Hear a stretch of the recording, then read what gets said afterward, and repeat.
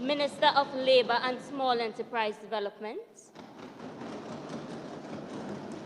Thank you, Madam Speaker, for allowing me to enter into this debate. Madam Speaker, an increase in the allocation of the budget to the Ministry of Education for the provision of material that speaks to gender equality and an environment that promotes social inclusivity for students will inevitably raise the caliber of the labour force present in Trinidad and Tobago.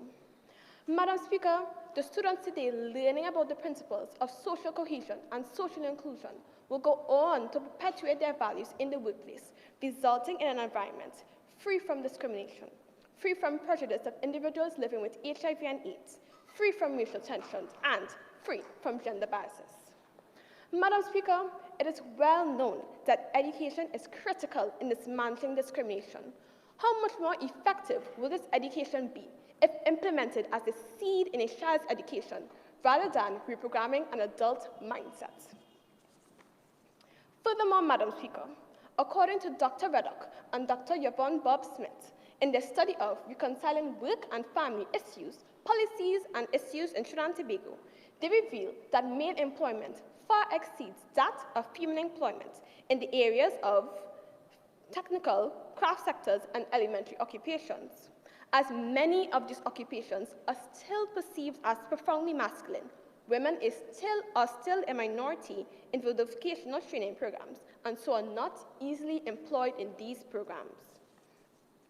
But the solution, my colleagues, is not to simply throw money at the problems and just increase the training for women in these issues.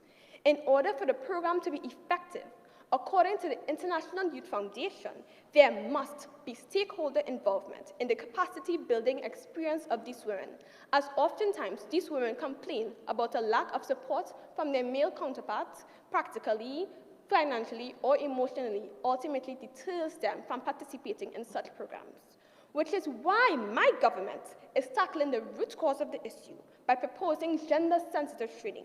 But to do so in an extensive and permanent manner, more funding is simply required. This gender-sensitive training is a tool to increase women participation in traditionally male-dominated sectors. However, this is not a one-sided fight. I repeat, this is not a one-sided fight.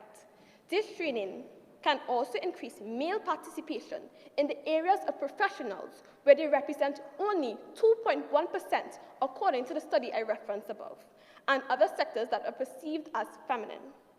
Additionally, we as a government recognize how women may be disadvantaged through this reallocation of funds from the Ministry of Health, which is why we are working on initiatives to redress this, such as the provision of feminine products to all working women.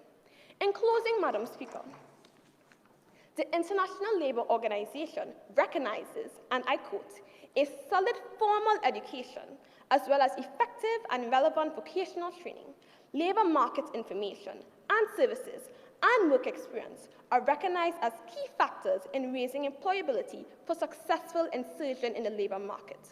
Madam Speaker, this solid education must include gender-sensitive training if we demand to see a real change in Trinidad and Tobago, a sustainable change in Trinidad and Tobago, a paradigm shift in Trinidad and Tobago. Be part of history. Thank you, Madam Speaker. Member